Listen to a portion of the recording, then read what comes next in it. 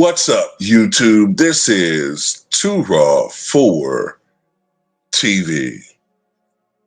All right, so according to former NFL great Pro Football Hall of Famer Eric Dickerson, he has it on good authority that NFL teams were told not to draft Shadeur Sanders during this past April's NFL draft.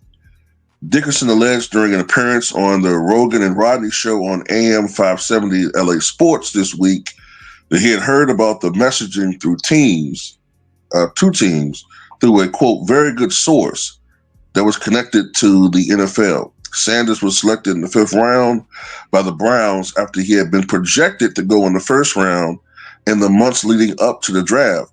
But questions surrounding the way he handled the draft process seemed to impact his draft stock. And I'll tell you this much here, what I heard from someone that's in the NFL, that the NFL told other, don't draft him, do not draft him. We're gonna make an example out of him. And this came from a very good source, And he said that, I won't say who, somebody called the Cleveland Browns and said, don't do that. Draft really? him. Yep, draft him. Don't do that. Because they weren't going to draft him either. They weren't going to draft him. Sanders fell much further than anticipated, and some league officials called the Browns and forced them to take him with the 144th overall pick. And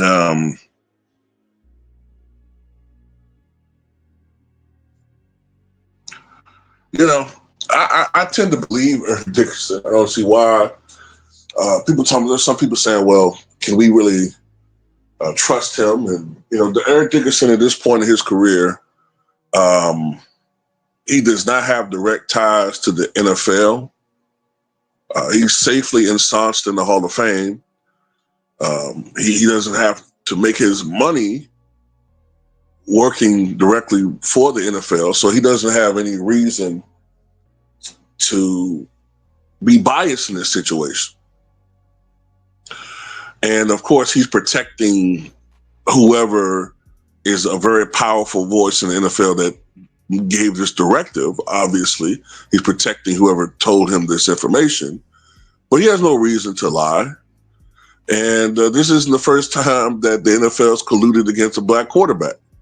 So I really, truly believe Eric Dickerson in this situation. I guess you have to ask, well, why did they do this to him? And I guess it has to do with the fact that I think Shadeur Sanders and to a great extent Deion Sanders got on the bad side of the NFL hierarchy for being so reportedly selective about what team they would accept as far as drafting is concerned. And, they seem to be a little too haughty about who and where they would play. I guess that had something to do with it, but I still think that that's a bit of an excuse. I think a lot of it has to do with the dislike of Deion Sanders. When you go back and look at the fact that, you have people, these Caitlin Clark fans talk about, well, Caitlin Clark should be valued because she's a ratings bonanza. Well, Deion Sanders was a ratings behemoth with college football. Not to mention the fact that Deion Sanders was a very arrogant, in their words. They love to say anybody that talks a lot of trash when you're black arrogant, but he was very, quote unquote, arrogant, haughty. Some would say disrespectful. I remember, I think when Deion was playing baseball, he got into it with, I forgot the guy's name now. He was an announcer. He played with the Cardinals. I think he was a catcher. I forget his name, Tim McLeavin, Tim something. It's right on the tip of my tongue. But remember, he dumped the water on him and all of that, and people don't forget these types of things. But see, they could never get at Deion because Deion was too goddamn good. Deion backed up his greatness. Deion, for the most part, relatively stayed out of trouble. So the media couldn't really get at him, but they could get at the son. So a lot of this stuff was revenge. This guy thinks he's bigger than the sport. Well, we're going to make his son pay for all of this bullshit. And that's what they did. That's what they did. And it's not totally about race, although I think it's exacerbated by race, but it's not totally about race because when you look into it, I was just having a conversation with a friend of mine just now, and he brought up these great points. When you look into it, Eli Manning, he didn't go to the team that he was drafted. He didn't go to the team that initially drafted him. The NFL kind of was pissed off about that. They don't like that. They don't like people who think they're bigger than the game. And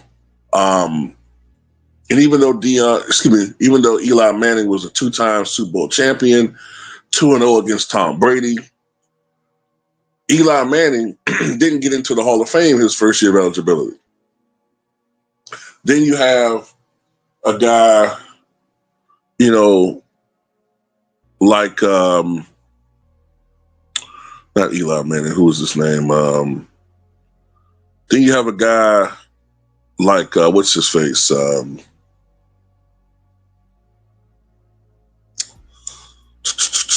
is his name? John Elway, excuse me. I had a brain fart. You have a guy like John Elway, who I think was drafted by the Baltimore Colts at the time, right? And he refused to play for them. He threatened to go play another sport. Ultimately, he went to play, I think he was drafted by the Denver Broncos, obviously, right? For most of his career, despite putting up Hall of Fame, absolutely gaudy numbers for the era that he played in, he was considered a loser. And he did lose some Super Bowls by some mighty margins, right? But it wasn't until the end of his career when he started winning Super Bowls that he started getting some respect. But the media is a motherfucker, man. So they have it out, for the most part, they have it out for Shadeur Sanders, in my opinion, the media. And, another thing, too, that pisses off some people is that the Sanders are not your typical family when it comes to the NFL draft.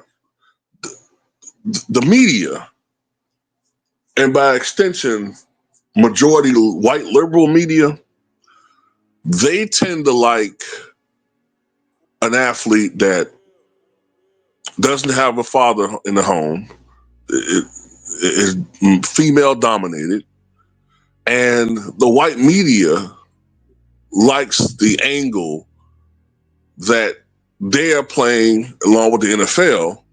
They're playing the white savior. That's the angle that they prefer. So when you have an intact family, a wealthy family, black family, then that flips the script and they don't like that. They don't like it. But anyway, that's all I got to say about this one, man. Tell me what you guys think.